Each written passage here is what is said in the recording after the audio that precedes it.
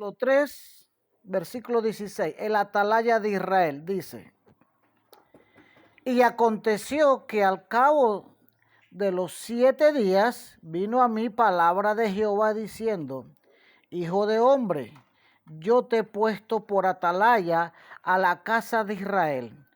Oirás pues tú la palabra de mi boca y los amonestarás de mi parte. Cuando yo dijere al impío: de cierto morirás, y tú no le amonestares ni le hablares para que el impío sea percibido de su mal camino, a fin de que viva, el impío morirá por su maldad, pero su sangre demandaré de su mano. Pero si tú amonestares al impío, y él no se convirtiere de su impiedad y de su mal camino, él morirá por su maldad, pero tú habrás librado tu alma.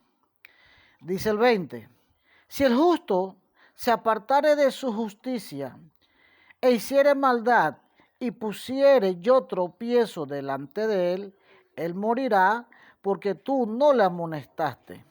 En su pecado morirá, y su justicia que había hecho no vendrán en memoria, pero su sangre demandaré de tu mano. Pero si al justo amonestares para que no peque y no pecare, de cierto vivirá, porque fue amonestado, y tú habrás librado tu alma. Amén. Hermano, aquí hay una enseñanza que vamos a profundizar bastante. El atalaya. ¿Qué es el atalaya? Amén. A veces, hermano, estamos leyendo, pero no entendemos. Yo le doy un consejo: cuando no entendamos, hermano, metámonos en internet, busquemos el significado de la palabra. El atalaya es una torre. Amén. Es una torre que la gente construía en un lugar alto, en un cerro. Amén. Lo más común era en un lugar alto. ¿Para qué? Para registrar desde ella el campo o el mar. Amén. Y de esa manera visualizar todo y darse cuenta de lo que estaba sucediendo. Entonces, Dios le dice a Ezequiel: mira, Ezequiel, yo te he puesto a ti como atalaya del pueblo de Israel. Tú eres un atalaya, yo te he puesto como atalaya. Amén. Para que estés vigilando y estés avisando el peligro que le acecha al pueblo. Hermano, un atalaya tiene una responsabilidad muy grande. Un atalaya es aquella persona que tiene el compromiso. El atalaya es la persona que tiene el compromiso de avisar y de prevenir un ataque o una desgracia. En la antigüedad, en las ciudades estaban muy amuralladas, pero tenían atalayas. Este atalaya tenía el compromiso de vigilar, salvaguardar la seguridad de toda una nación o de todo un pueblo. Este atalaya estaba siempre en la torre vigilando.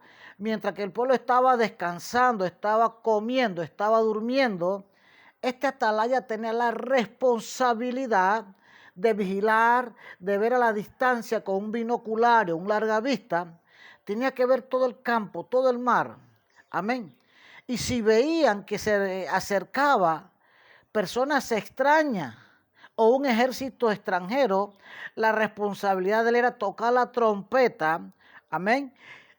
Y al sonido de esa trompeta, todos los ciudadanos tenían que salir corriendo, agarrar sus armas y prepararse para la batalla, porque ya el atalaya había dado la orden de que tenían que ponerse a la defensiva, porque venía aproximándose el enemigo, porque ya el atalaya había dado la voz de alerta. Pero sucedía algo. Sobre este atalaya estaban los ojos y la vida de todo el pueblo y del rey también. Pero si este atalaya llegaba a dormirse, se cansaba, amén, se dormía en la torre, y no veía que llegaba el acecho, no veía que llegaba el enemigo, entonces el enemigo llegaba, asaltaba y mataba, y este atalaya no daba la voz de alerta, entonces era el culpable de ese saqueo, iba a ser el culpable, amén, de ese asedio, porque no dio la voz de alerta, no tocó la trompeta. Entonces, el atalaya es la persona que está vigilando para salvaguardar la vida y la salud de las demás personas. Ahora, ya sabemos lo que es un atalaya. Dios le dice a Ezequiel, mira Ezequiel, yo te he puesto a ti por atalaya del pueblo de Israel. Tú eres un atalaya. Tú vas a ver, a salvaguardar, a vigilar todo el pueblo de Israel. Amén. Dice el 17, hijo de hombre, yo te he puesto por atalaya a la casa de Israel. Oirás pues la palabra de mi boca y los amonestarás de mi parte. O sea, no es que él quiso ser un atalaya, Dios lo puso como atalaya. Amén. Dios pone palabra en la boca de Ezequiel y Ezequiel se la transmite al pueblo.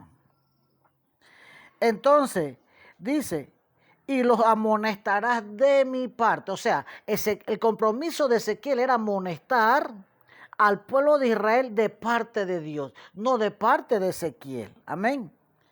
Y le dijo, cuando yo dijere al impío, estamos hablando de personas impías, pecadoras, cuando yo dijere al impío, de cierto morirás, y tú no le amonestares, ni le hablares, para que el impío sea percibido, amén, de su mal camino, a fin de que viva, el impío morirá por su maldad, pero su sangre demandaré de su mano. Aquí vemos algo, hermano. Dios está hablando de muerte. Dios está hablando de pecado. Amén. Usted sabe, hermano, que el pecado concibe la muerte. La Biblia dice en Santiago capítulo 1, versículo 15. Dice, entonces la concupiscencia, después que ha concebido, da a luz el pecado. Y el pecado siendo consumado, da a luz la muerte. O sea, que la paga del pecado es muerte. Entonces, Dios pone un atalaya. Cuando Dios pone un atalaya es para prevenirte de la muerte. Amén. Para prevenirte de ese pecado que has concebido y va a producir muerte en tu vida. El atalaya es la persona muchas veces más odiada. Porque cuando trata de ver el pecado y corregir, lo que hace es que se enojan contra el atalaya y no ven que el atalaya está previniendo el castigo de Dios y la muerte. Amén. Sin darse cuenta que en el momento que el atalaya previene, está previniéndote de la muerte. El atalaya, cuando ve venir el enemigo, te está previniendo de la muerte. Pero tú tienes que escuchar la trompeta, tienes que escuchar la voz de alerta y apartarte. Porque el trabajo del atalaya es prevenirte, es ver que viene el enemigo, es ver que viene el acecho a tu vida. Y él da la voz de alerta, amén, para librarte de la muerte. Amigo oyente, Ezequiel era un atalaya, amén. Era el atalaya de Israel. Era el que le avisaba al rey y al pueblo entero, al pueblo judío, cuando se le estaba acercando el peligro, cuando la muerte, amén, lo acechaba por sus conductas y sus pecados. Pero sucede algo. Muchas veces Dios nos ha llamado a nosotros ser atalaya en nuestro hogar. Muchas veces Dios nos ha llamado a ser atalaya en la iglesia, ser atalaya entre los amigos. A veces Dios nos ha llamado a ser el atalaya en tu casa, el atalaya sobre tu esposo o tu esposa o tus hijos. Amén. Cuando tú eres el atalaya en tu hogar y tú ves que en tu hogar todo se está saliendo de la mano, tú tienes que avisarle, darle la voz de alerta a tu esposo, decirle, mira esposo mío, yo te amo, pero esas conductas que tú estás haciendo va a traer pecado. Y si trae el pecado va a traer muerte. Porque recuerden, la concupiscencia engendra, amén. Después que la concupiscencia ha concebido, da a luz el pecado. ¿Qué es concupiscencia? Vamos a leer concupiscencia. La concupiscencia es el deseo, amén, de bienes materiales o de bienes terrenales y en especial el deseo sexual desenfrenado. Eso se llama concupiscencia. O sea, la concupiscencia entra en la mente de la persona, anida en el corazón y cuando llega al corazón de la persona, ya no es concupiscencia, ya se llama pecado. Amén. ¿Por qué? Porque la concupiscencia ha dado a luz, ha engendrado el pecado. Pero tampoco las cosas terminan en pecado. Cuando el pecado siendo consumado, cuando la persona consume o efectúa el pecado, viene el otro proceso, la otra consecuencia, que es la muerte. Amén. Entonces, el trabajo de la atalaya es vigilar de que el pecado no se introduzca en el hogar, de que el pecado no se introduzca en el matrimonio. Porque después que ese pecado se ha introducido, amén, ha engendrado, se ha consumido, se ha consumado, sucede que va a entrar la muerte. Amén. Y muchas veces el deber tuyo y el deber mío es ser atalaya en la casa de Dios o en tu casa familiar. Amén. Si tú ves de repente que tu esposo está haciendo cosas que a Dios no le agrada, que se llama pecado, ya sabemos que después del pecado viene la muerte, como dice Santiago. Amén. Santiago capítulo 1, versículo 15. Cada cosa trae otra cosa. Amén. Cada acción trae una reacción de parte de Dios. Pero cuando nosotros amonestamos, la Biblia dice, cuando yo dijera al impío, vea usted, ese es Dios hablándole al impío, al pecador. Cuando yo dijera al impío, de cierto morirás, y tú no le amonestares, la sangre de ese impío va a recaer sobre ti. Amén. Si tú ves a tu esposo o a tu esposa que están pecando o a tus hijos y tú te callas la boca, amén, siendo un atalaya donde la vida de ellos depende de ti porque tú no te la amonestas, esa persona va a morir. Por su pecado va a morir. Amén. Porque tú no le amonestaste. Pero cuando él muere, la sangre de esa persona va a caer sobre ti porque tú fuiste la atalaya y no diste la voz de alerta, sino que dejaste que muriera en su pecado. Amén. El trabajo del atalaya es muy delicado, hermano. El trabajo del atalaya es vigilar, salvaguardar a la persona de cualquier acecho del enemigo, amén, de cualquier ataque del diablo. Ahorita mismo hay mucha gente muriendo por el famoso virus del COVID. Pero analicemos algo. ¿Por qué muere tanta persona? Amén. Analicemos Santiago 5. Analicemos Santiago 5:15. Entonces la concupiscencia, después que ha concebido, está hablando de concebir, engendrar. Cuando la concupiscencia ha concebido, da luz el pecado. La concupiscencia es el desorden, el deseo de cosas materiales. Amén. Del deseo sexual. Cuando eso se ha consumido, da luz pecado. Pero después del pecado ahí no termina todo, viene la muerte. Yo he visto personas, hermano, que llaman, por favor, oremos, que se está muriendo tal persona. ¿Sabe qué, hermano? Si nosotros avisamos que esa persona está en pecado, la muerte no se le acerca porque tuvo la oportunidad de arrepentirse con Dios. La idea del vigía, del atalaya, es vigilar y aunque la persona se enoje, se ponga brava, decirle, tú estás en pecado, estás en adulterio, estás en fornicación, amén, estás en la droga, estás en el licor. Arrepiéntete, pídele perdón a Dios y sálete de esos pecados. En el momento que eso sucede, la persona se arrepiente y Dios perdona sus pecados, amén, y los libra de la muerte. Pero sucede algo, a mí me ha sucedido muchas cosas, hermano. yo he tratado de amonestar a personas que están en el pecado. Amén. Personas que tienen un lindo matrimonio. Personas que tienen un esposo, una linda familia. En estos días me pasó un caso. Una persona recién bautizada.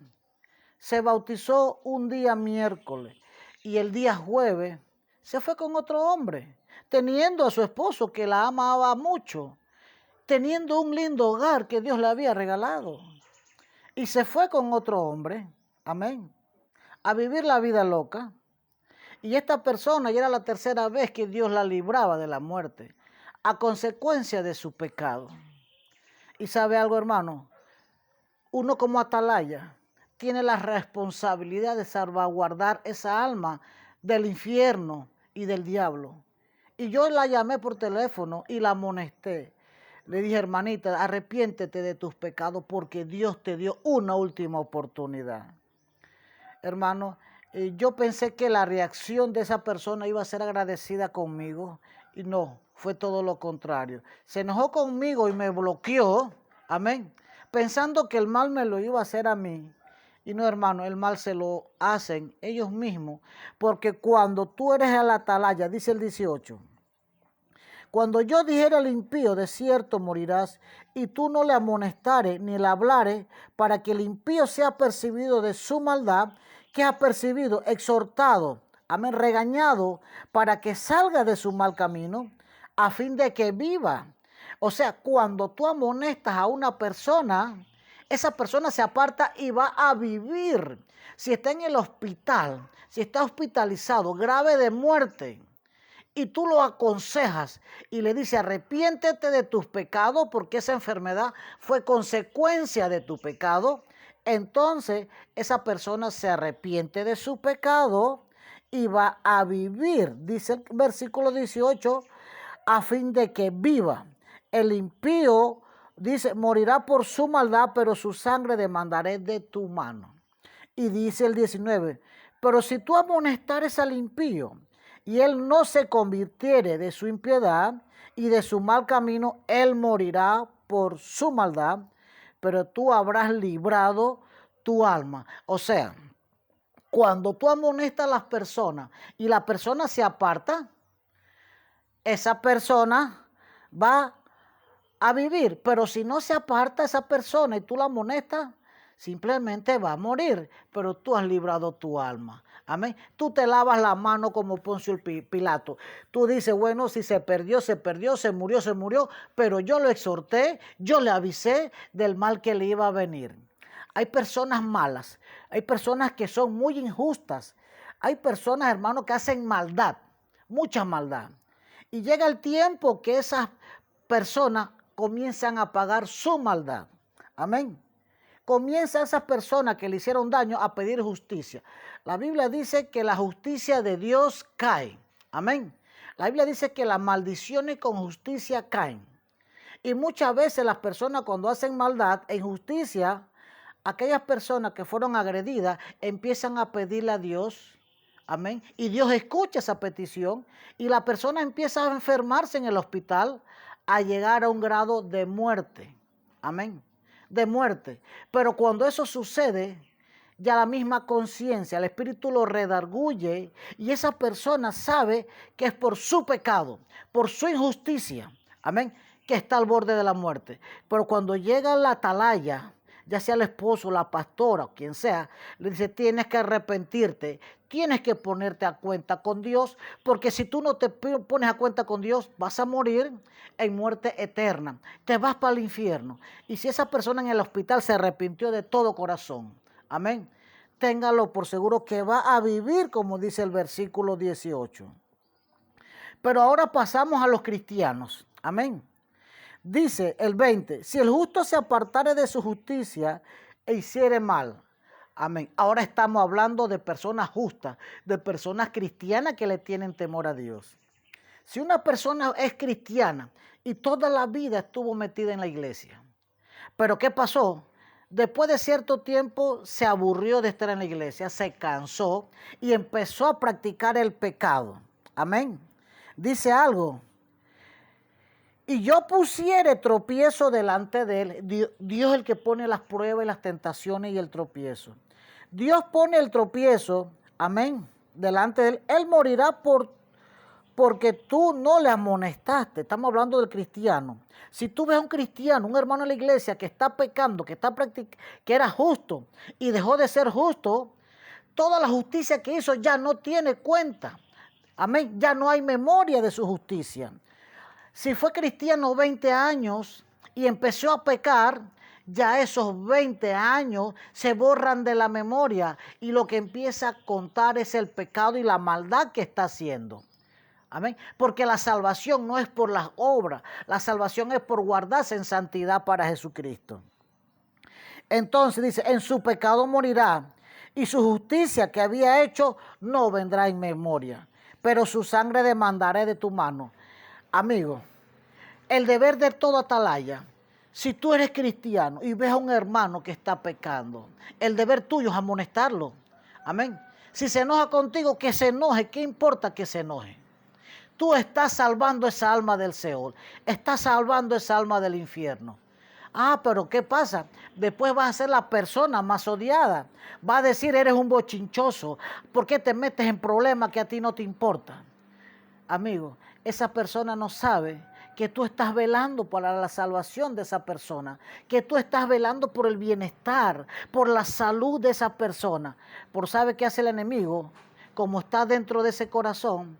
De una vez el diablo a lo malo le dice bueno y a lo bueno le dice malo. De una vez el diablo dice que tú eres el peor enemigo porque lo estás amonestando y lo estás aconsejando. Amigo oyente, Dios te ha puesto como atalaya. Y más atalaya en tu casa, el atalaya en tu hogar.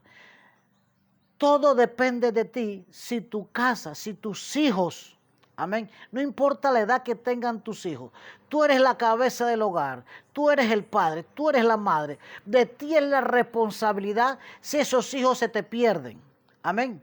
Que son rebeldes, que sean rebeldes, tienes que amonestarlos, porque si tú no lo amonestas, la sangre de ellos, el día que tienen un accidente o se enferman, dice Dios, la sangre de ellos es sobre ti porque no los amonestaste, porque los consentías mucho, amén, y no lo aconsejaste. Amigo oyente, el atalaya es una persona que tiene que vigilar por el bienestar de las demás personas.